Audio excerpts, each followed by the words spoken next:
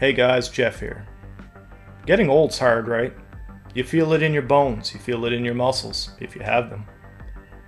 Things are just not as easy. Getting out of bed, going to work, all that stuff. But you know what makes us feel good? Sitting down and doing something from our past. Nostalgia. To take a moment and just be like, you know what? I'm going to put on a Super Nintendo game, Sega Genesis game, Mega Drive, wherever you are in the world. And I'm just going to tone the rest of the world out. I'm going to take a moment for me. And that's what this video is about. The me moments.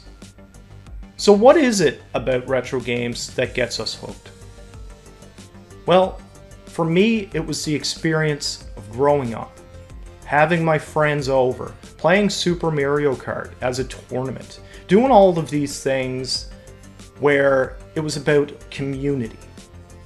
It wasn't just about the games themselves, it was about the memories we were building as a whole. And that's what brings me to the next point.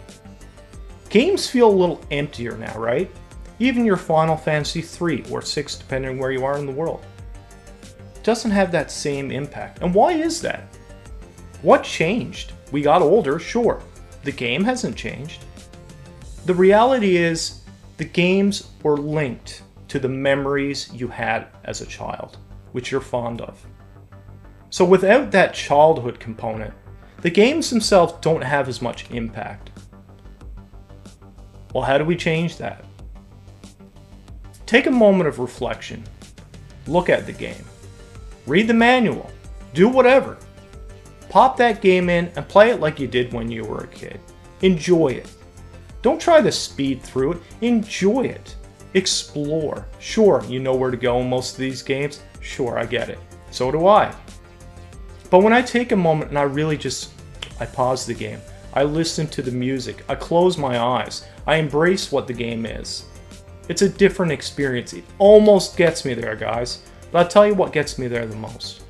Sitting there with Joy-Coi or playing remote play with somebody across the world and playing these games. Like in our Game Genie series where me and SS Davin Games play these games together and just bond.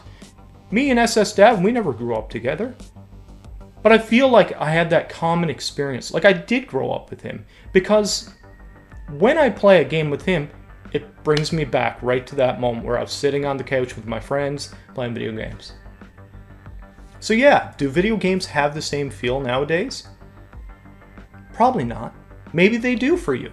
I'd love to know why. Tell me in the comments. Why is it that you were able to keep that feeling when so many people have lost it? People collect video games because you know what? Video games look really good on a shelf. You can put up an Instagram photo. You can make a YouTube video. But do you still feel empty inside, even with your huge collection? Do you even need that collection? Do you need that many video games? Are you going to play them? Or they just they look good on the shelf? Well, in some cases, you know what? Having a really nice collection is really cool. But what are you sacrificing to have that huge collection? Are you sacrificing time with your family? With your friends? Have you become, socially awkward? Are you paranoid that your whole collection is going to get roasted in a fire or a flood? It's okay to love your past and to love these games. But if you start collecting, you don't know why anymore. You've got the fear of missing out. I would say to you that, you know what? Maybe it's time for you to downscale your collection. To take the things that actually matter to you and then make a little bit of money from the stuff that you don't want and then do stuff that really matters to you.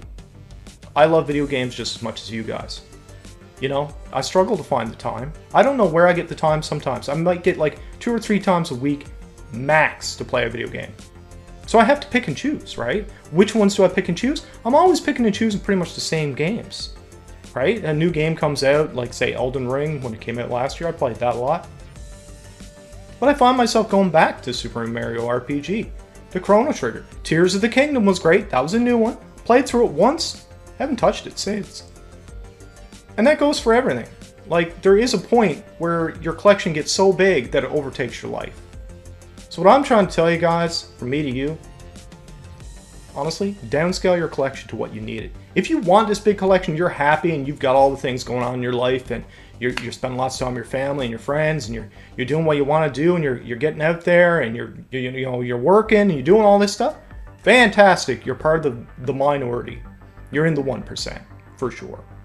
But if you're out there and you're scouring Facebook Marketplace, you're scouring eBay, Kijiji, and you're just like, oh, I want to get another CRT TV. I want to get another game. I want to get this and I want to get this. And then you're buying games that you weren't even searching for. Man, you're addicted. It's time to scale it back. I would say to you, there is hope.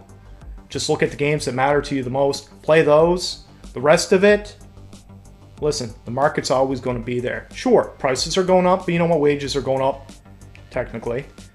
So you know what? The games will be there, hopefully, the next 30 years. But then nobody's going to care about them.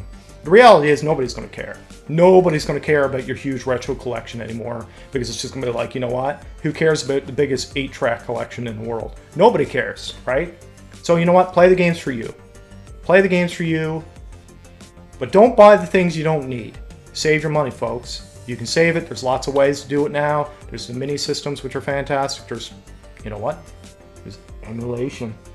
I didn't say that, Nintendo. Don't sue me. There's lots of ways to play the games for a very cost-effective point. Nintendo Switch Online is also there as an official means. Got a lot of great games. Hey, might be something you're interested in. Guys, this has been my little dig at, you know what, video game addiction, collection, and just a chance to really speak to you guys. And really take that moment to be, you know what, candid with you. Because I see so many fluffed up videos on YouTube and everywhere else where it's just like, I've got this huge collection. I ripped off Joe's grandma and I got all of this in this van. It's disgusting. Don't rip people off. Give them the fair price. But you know what? Don't rip yourself off either. And you know what? Yeah, sure, it's a capitalist market. You know, if you're stupid enough to sell something for cheap, you should pay the cost. Guys, have a higher moral code. Come on. Come on. I know there's some people out there that get joy out of that, but I get joy out of a fair transaction. When I spend, $200 for Chrono Trigger, I think that's fair because you know what? How valuable it is to me. I have the cart. It's there. It's in this box. Yeah, that box right here. Oh, some stuff falling. Look, there it is. Chrono Trigger. Repro box. Yeah, repro box. Who cares? I got a repro box. The game itself is authentic, but I got a repro box. Because you know what? I just wanted to have the box. So sue me.